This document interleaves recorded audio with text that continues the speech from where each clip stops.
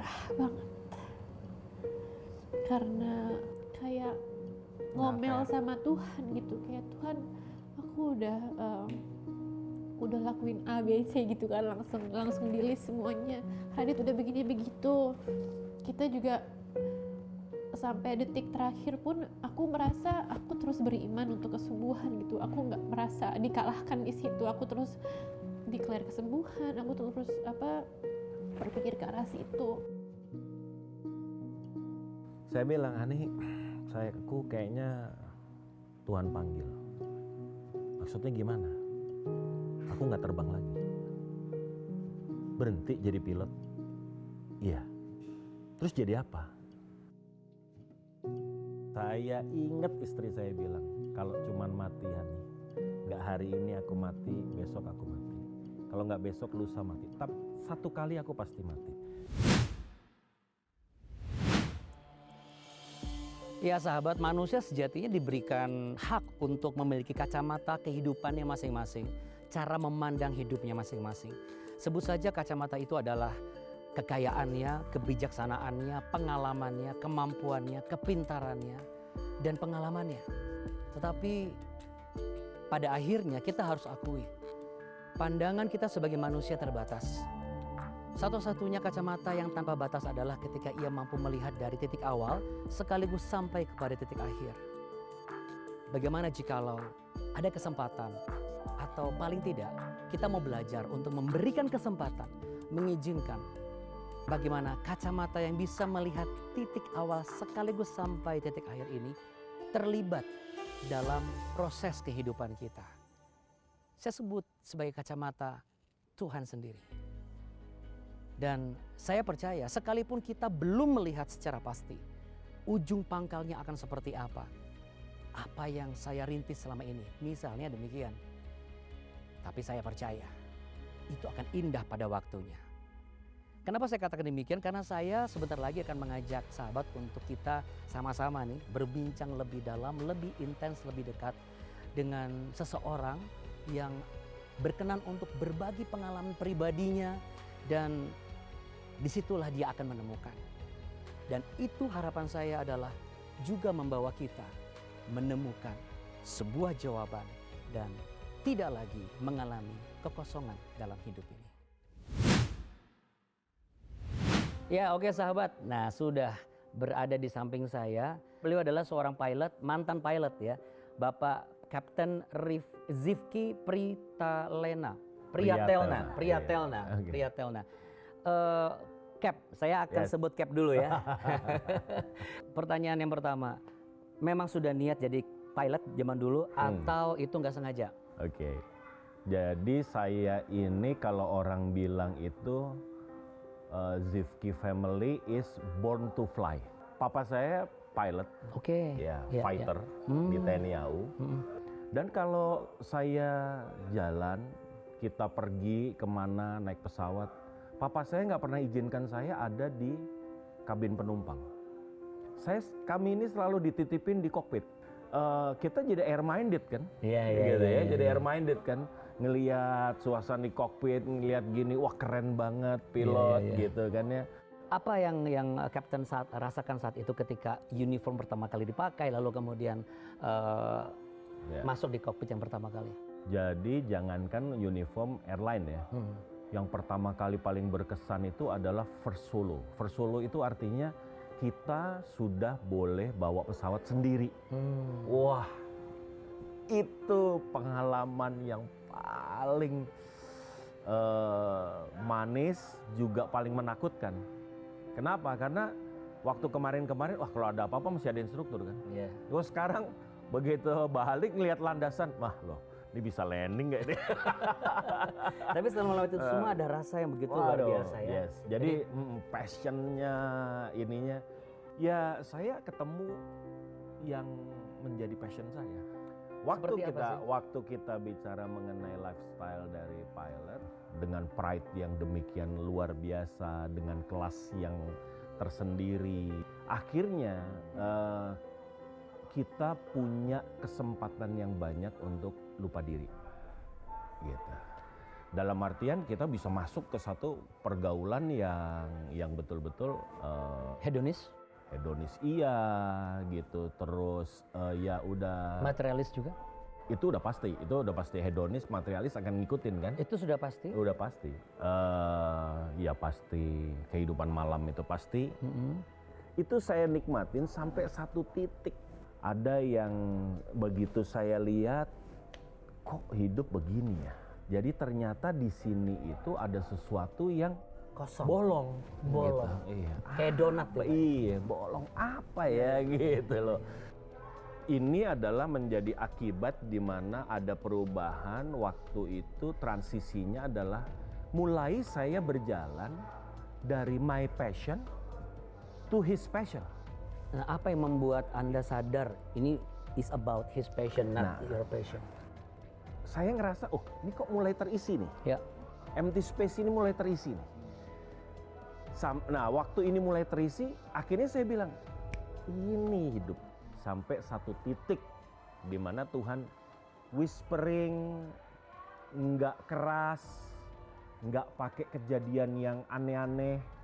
Tuhan cuman whispering, aku mau kamu layani aku sepenuh waktu.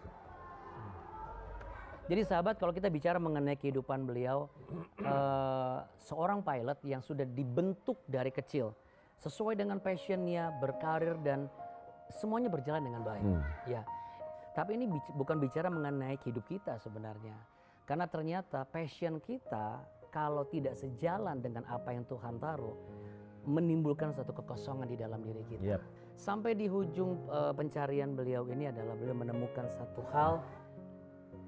Sampai beliau ketemu dengan pasangan hidup, proses, dan kemudian beliau jalani sampai akhirnya beliau membangun hubungan intim dengan Tuhan dan berani mengambil satu komitmen. Ini nanti kita akan ngobrol, termasuk juga anak-anak kandung beliau. Namun sebelum itu, sambil kita ngobrol-ngobrol nanti bisa saya akan mengajak Anda untuk menyaksikan sebuah kisah nyata yang juga sangat inspiratif, terutama di momen Natal ini. Dan ini berangkat dari kisah hidup seorang wanita yang bernama Joanna Alexandra. Abang dulu, adiknya Mazera dan Zoe, anaknya Dedi dan Mama, itulah Ziona Eden. Ziona Eden yang lucu.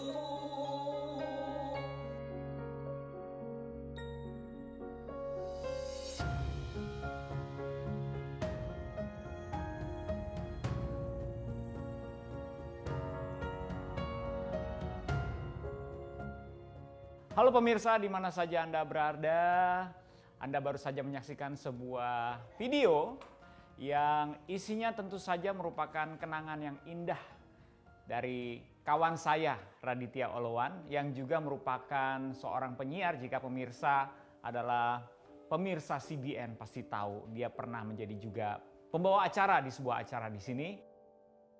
Tapi terlebih dari itu, acara ini secara khusus kita dedikasikan untuk sahabat kita Raditya Olowan. Dan bersama-sama dengan saya, seperti apa yang tadi sudah terlihat dalam video sebelumnya, ada keluarga yang sangat romantis dan indah dan bahagia. Dan sudah hadir 3 anggota keluarga dari Bang Raditya Olowan. Ada Joanna, ada Abang, dan ada Zio. Halo, Halo Kak Yosi. Hai Joanna, terima kasih sudah mau meluangkan waktunya untuk hadir di sini. Kita banyak tahu nih tentang Raditya dari permukaan. Kalau saya, karena saya berteman dan juga pelayanan bareng, jadi kita sering ngobrol ya sama Joanna juga pasti sering ngobrol. Mungkin sebagai hati Bapak di mata Joanna, how you describe him? Apakah dia tipe yang memendam atau dia tipe yang penyayang, gampang memaafkan? How do you describe Dedi Raditya ini? Aku bersyukur sih, maksudnya punya suami yang tadi aku cerita ya, dia suka kalau konflik tuh dia nggak biarin berlama-lama gitu, dia bener-bener mencoba untuk menyelesaikannya, nggak hanya di surface-nya aja, tapi bener-bener ditanya masih marah nggak, ada yang masih kurang nggak, ada yang masih disebelin nggak gitu. Jadi berhubungan sama Radit itu nggak ada yang perlu ditutup-tutupin gitu loh. We can be, walaupun masih kesel ya ngomong aja aku masih kesel, terus diomongin, diselesaikan gitu. Jadi ya dia orang yang seperti itu sih, benar-benar mau terbuka, dan kalau emang dia salah ya dia minta maaf. Kadang kalaupun misalkan dia tahu nih dia nggak salah, tapi aku masih bete, ntar dia paling cuma gini doang nih gitu. Dan aku seperti biasa langsung luluh, langsung ngobrol lagi, langsung dibahas lagi gitu sih.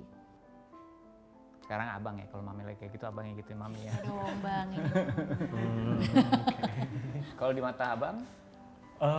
Kalau dari aku sih, I think he's a very forgiving person, and I know that back then I did a lot of bad stuff, right? He's always willing to forgive me, even though what I did is really bad.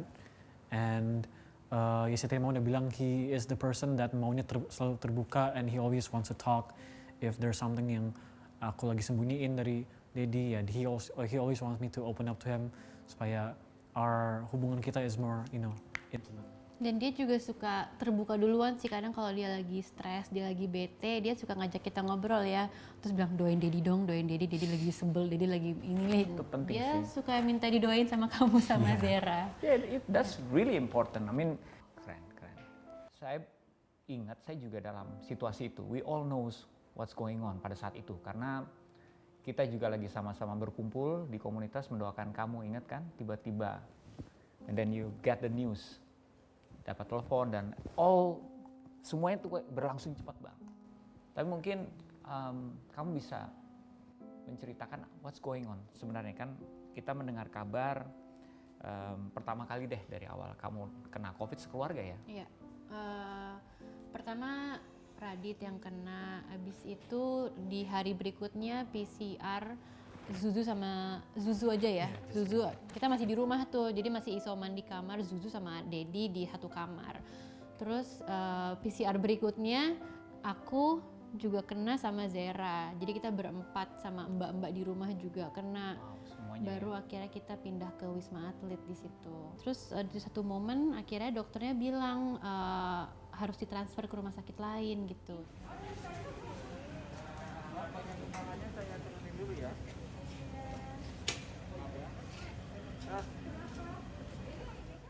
Dia marah sebenarnya, dia nggak mau ditransfer, dia maunya di sini aja sama anak-anak sama aku.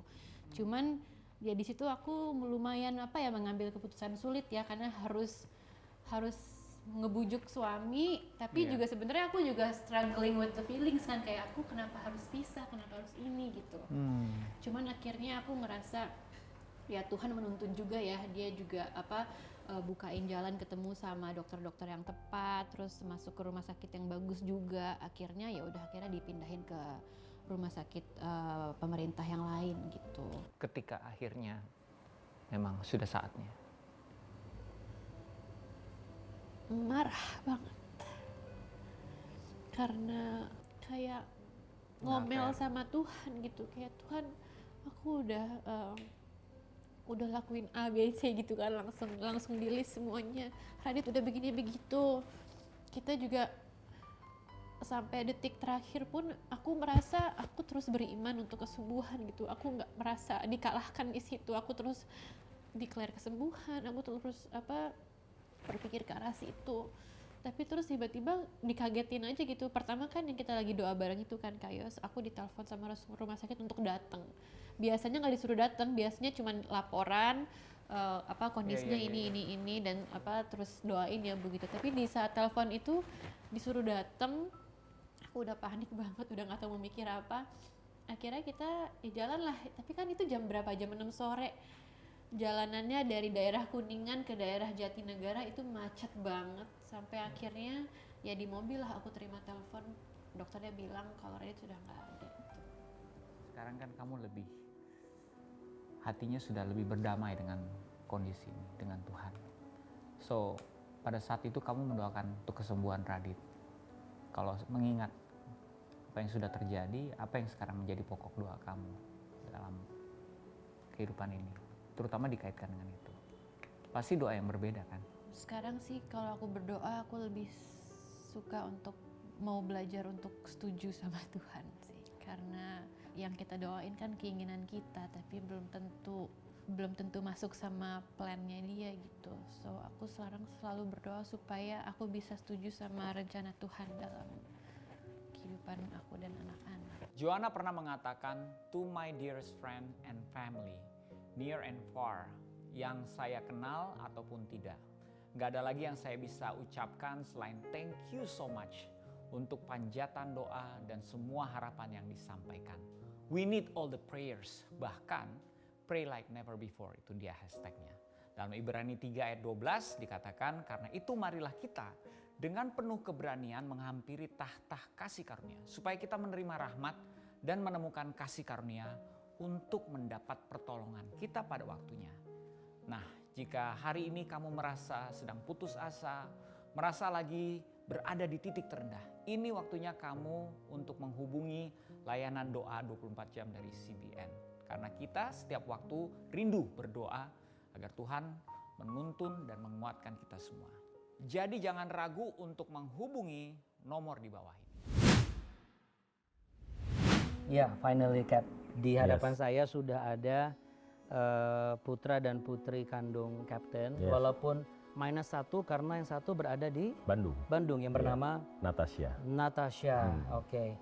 Apa yang kamu rasakan dari sisi seorang anak ketika seorang ayah kamu yang sudah jadi katakanlah secara manusia, bukan gengsi ya, tapi ada pride-nya gitu, tiba-tiba menemukan turning point dan juga membalikkan segala keadaan menjadi 180 derajat, ada protes nggak di situ? Waktu itu mungkin memang I was so young, jadi aku nggak begitu terasa dari sebuah anak seorang pilot, terus kemudian menjadi pendeta. Ya papa, puji Tuhan dia berhasil memang menggiring kita untuk hidupnya sekarang begini, udah nggak kayak dulu lagi. Kita mulai dari nol lagi sama Tuhan. Ezra? Kalau dari saya sih, apa yang papa lakukan selama dia menjadi pilot dan sesudah tidak menjadi pilot, itu kayak sama aja. He still be the best father ever. Cap, ingat nggak obrolan kita pertama, jet manuver kan? Ternyata itu nggak cuma butuh skillful pilotnya kan, butuh mesin pendorong. Oke. Saya ingat sekali statement Kapten ketika menyebut sebuah nama yang begitu berkesan dalam kehidupan seorang kapten. Wanita itu adalah dengan nama lengkap Ibu Eni Ristanti. Ibu Eni Ristanti. Apa yang menjadi katakanlah sesuatu yang berharga di diri seorang Ibu Eni Ristanti?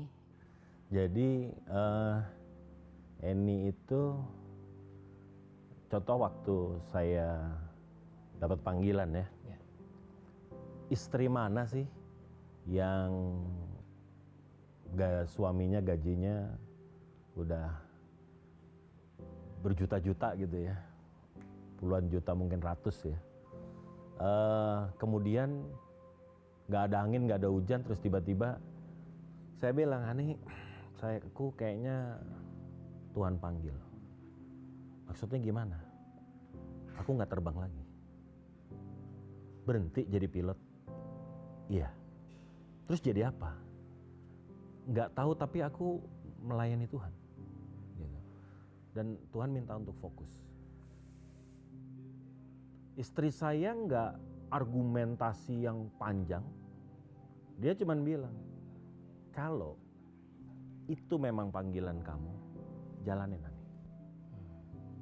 Istri saya pegang pundak saya ingat sekali. Dia pegang, "Ani, dulu kita punya apa? Kita nggak punya apa-apa kok. Tuhan bangun hidup kita sampai hari ini. Kalau Tuhan yang sama minta kita mulai dari nol," dia bilang, "Kenapa kamu takut? Jangankan itu, udah kemarin nih loh waktu dia divonis cancer gitu. Tenang, Tuhan pasti sembuhin kamu, Ani. Ani, tahu nggak? Sembuh itu bukan target buat aku. Kalau Tuhan mau sembuhin hari ini, nggak pakai dokter, nggak pakai obat, nggak pakai alat, sembuh.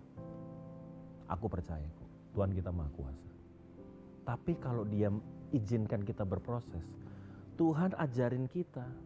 Jadi targetku tuh aku pengen tahu apa yang Tuhan mau dengan proses ini. Saya ingat istri saya bilang, kalau cuman mati nih, nggak hari ini aku mati, besok aku mati. Kalau nggak besok, lusa mati. Tapi satu kali aku pasti mati. Bukan itu yang harus dipikirin. Kamu juga satu kali akan mati. Aku sakit duluan, apakah aku akan mati duluan? Belum tentu juga. Apakah anak-anak pasti lebih lama? Belum tentu juga. Gitu. Tetapi kematian itu pasti akan mendatangi kita. Satu kali nanti mujizat nggak terjadi kok dalam hidup kita. Kenapa? Karena waktunya sudah pulang kita. Jadi soal mati nggak usah didiskusiin. Bukan itu, aku nggak takut. Karena aku tahu. Makanya hari Selasa dia meninggal, hari Sabtu dia pamitnya dengan kata-kata yang indah. Dia cuma bilang, Hani aku pulang ya. Boleh ceritakan tanggal berapa itu? 12 Agustus.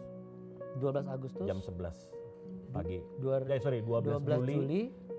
Jam 11 pagi. Jam 11 pagi 2022 baru. 2022. Iya. Kalau Tuhan kasih kesempatan untuk say something untuk Mama, dan Mama melihat, what would you say right now? Mama will always be my guardian angel, as always, as forever gitu. Kayak she always in my heart, she always talk to me whenever I need her gitu. Oke, Phoebe, kalau ada Mama di depan kamu, apa yang kamu katakan? It's okay. I miss you, of course, and sorry. Walaupun even though you're not physically around, but I can always feel you near me. And like I always say, I'll always cherish you wherever I go. I love you. For a good example, for a good husband and a good father, what would you say, Captain? What I want to say cuman satu. Thank you very much for being the best wife. Wow. Waktu momen Natal bersama dengan almarhum, kesan Natal itu apa sih artinya bagi keluarga Captain ini? Iya. Secara mungkin diwakili. Saya bilang bahwa Natal itu esensinya adalah titik balik perubahan. Tahun aja berubah dari sebelum Masehi ke sesudah Masehi. Yeah. Perjanjian saja berubah dari perjanjian lama ke perjanjian baru. Artinya person yang mengalami Natal, bukan merayakan Natal, mengalami Natal, dia akan mengalami perubahan. Kalau tadi udah cerita 23 Maret 1998, titik balik. Saya selalu bilang, di situ adalah Natal pribadi. Secara buat saya. personal. Secara personal di dalam hidup saya. Kenapa? Karena disitulah titik balik semuanya sampai hari ini. Dan terus diperbaiki, terus disempurnakan, dan terus ditambah-tambahkan sampai hari ini. Oke. Kalau kita mau jujur sahabat, setiap kita ini butuh dua hal dalam hidup ini. Jawaban dan kesempatan. Entah itu kita membutuhkan kesempatan untuk mendapatkan jawaban, atau kita membutuhkan jawaban supaya kita tahu apakah saya masih punya kesempatan. Apapun itu bentuknya. Tapi saya mau katakan saat ini adalah kesempatan Anda. Untuk apa? Untuk telepon ke nomor yang ada di layar Anda saat ini. Itu nomor Sabado 4. Kalau Anda bertanya, oke saya telepon nih, lalu apa yang saya dapat? Anda akan mendapatkan sahabat baru. Anda akan mendapat kesempatan itu. Dan dari kesempatan itu yang Anda ambil, Anda utarakan seluruh isi hatimu, lalu engkau akan mendapatkan jawabannya. Apapun yang kita capai hari-hari ini, di momen Natal ini, apakah kita masih merasakan sesuatu? Saya mendapat nilai yang luar biasa. Ini bukan bicara mengenai perayaan. Ini bicara mengenai mengalami.